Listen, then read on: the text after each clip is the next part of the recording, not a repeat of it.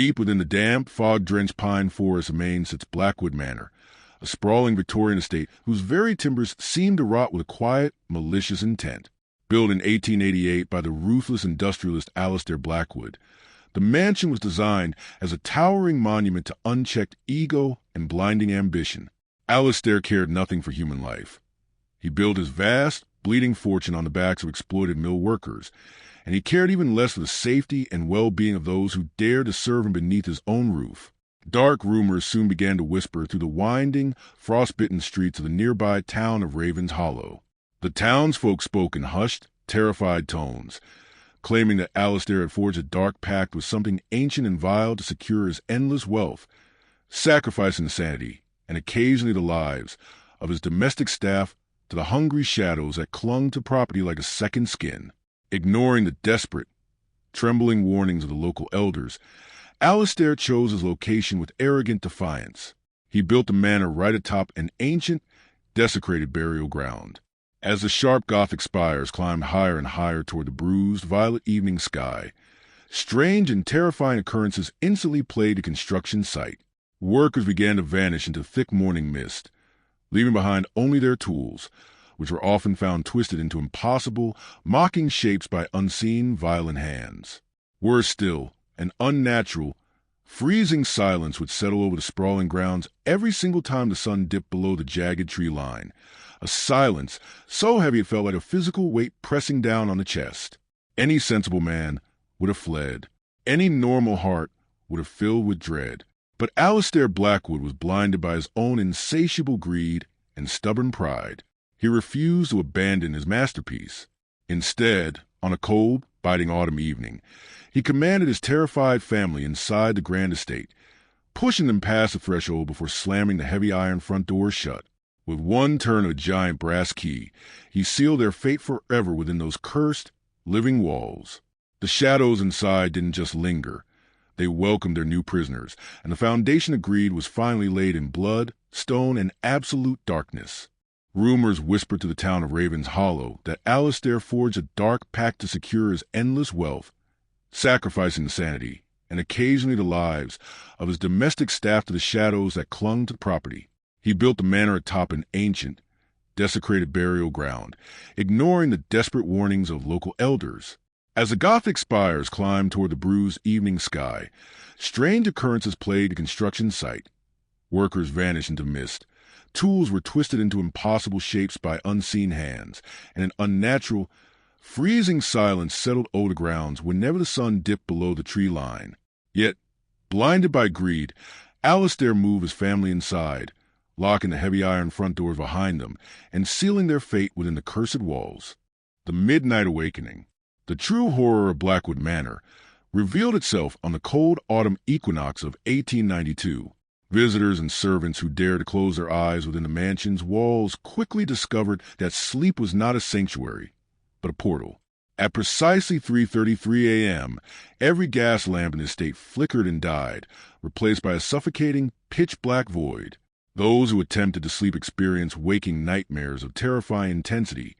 Phantom footsteps dragged heavy chains across the polished oak floors. Whispering voices murmur forgotten secrets directly into their ears, and invisible claws tore violently at their bedsheets.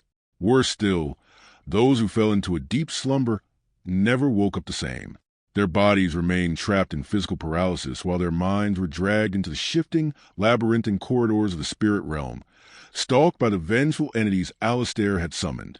The mansion's walls began to sweat a thick, crimson resin, and the air turned so frigid that every breath plumed into thick clouds of frost indoors. Fear became a physical weight, pressing down on the chest of anyone foolish enough to seek rest beneath the manor's rotting roof. Rumors whispered to the town of Ravens Hollow that Alistair forged a dark pact to secure his endless wealth, sacrificing the sanity and occasionally the lives of his domestic staff to the shadows that clung to the property. He built the manor atop an ancient, desecrated burial ground, ignoring the desperate warnings of local elders. As the Gothic spires climbed toward the bruised evening sky, strange occurrences plagued the construction site. Workers vanished into mist. Tools were twisted into impossible shapes by unseen hands, and an unnatural, freezing silence settled over the grounds whenever the sun dipped below the tree line. Yet, blinded by greed, Alistair moved his family inside, locking the heavy iron front doors behind them and sealing their fate within the cursed walls. Rumors whispered to the town of Ravens Hollow that Alistair forged a dark pact to secure his endless wealth, sacrificing the sanity and occasionally the lives of his domestic staff to the shadows that clung to the property. He built the manor atop an ancient, desecrated burial ground, ignoring the desperate warnings of local elders. As the Gothic spires climbed toward the bruised evening sky, strange occurrences plagued the construction site. Workers vanished into mist. Tools were twisted into impossible shapes by unseen hands, and an unnatural, freezing silence settled over the grounds whenever the sun dipped below the tree line. Yet, blinded by greed, Alistair moved his family inside, locking the heavy iron front doors behind them and sealing their fate within the cursed walls. The disappearance of the heir. By the winter of 1895, the curse claimed its most devastating victims, Alistair's young son and heir, Julian. Despite the relentless supernatural disturbances, Alistair stubbornly insisted that his family remain in the master bedroom on the second floor, desperate to prove his absolute control over the estate. On a night howling with a vicious nor'easter blizzard, Julian was tucked safely into his carved mahogany bed. At midnight, a piercing shriek echoed through the halls, rattling the window panes. Alistair rushed into his son's chambers, only to find the room empty, the window blown wide open to the freezing gale, and the bedclothes torn to shredded ribbons. Footprints of black mud, impossible given the blinding snow outside, tracked from the foot of the bed straight into the corridor's darkened shadows. Alistair High's search parties combed the freezing forest for weeks, but found no trace of the boy screaming apologies in the empty rooms until his voice gave out. Completely broken by the end, Self descended into absolute madness, wandering the halls with a flickering lantern, titty that had punished his unforgivable arrogance. The tragic legacy and the legal seal. Following Alistair's mysterious death in 1901, found slumped in his study with his eyes wide, permanently frozen in sheer terror.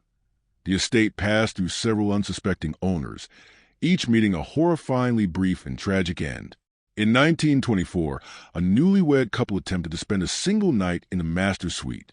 By dawn, the groom was found catatonic on the front lawn, and the bride had vanished entirely, leaving behind only a frantic diary detailing monstrous shadows peeling themselves from the wallpaper to drag her into the floorboards. Realizing the extreme, inescapable danger the property posed to humanity, the town council of Ravens Hollow took unprecedented legal action. In 1935, a special district court ruling was enacted, the Blackwood Ordinance. This binding federal and municipal decree legally declared Blackwood Manor a permanent hazard zone, officially forbidding any human being from ever sleeping inside its walls again under penalty of severe criminal prosecution. Heavy steel padlocks were welded across every door, and warning signs were bolted to the rotting perimeter fence, sealing the cursed mansion in permanent, terrifying isolation. The eternal vigil. Today, Blackwood Manor stands as a decaying monolith of stone and shattered glass, completely untouched by time, yet slowly devoured by the encroaching forest. Local law enforcement patrols the perimeter nightly, ensuring that no foolish thrill seekers or paranormal investigators dare to cross the rusted iron gates after dark. Yet, those who patrol the fence late at night report hearing chilling sounds echoing from the darkened upper windows, the sound of a music box playing a warped lullaby, followed by soft, dragging footsteps and the unmistakable, desperate whisper of a child crying out for help. The legal decree remains unbroken, but the entities within the manor grow restless, hungering for the warmth of living souls that they are forever denied. Blackwood Manor waits in the silent dark, a permanent reminder that some places on Earth were never meant for human rest. Hello, everyone. I am reaching out today because I want to share a quick, personal update with you all. Many of you know me as the voice behind these stories of hauntings and mysteries. But there is something you might not know. I am 81 years old, and I am the sole creator behind every video you see on this channel. I love diving into the archives and bringing these dark legends to life for you. But I won't lie, managing this creative journey at my age can be a real challenge.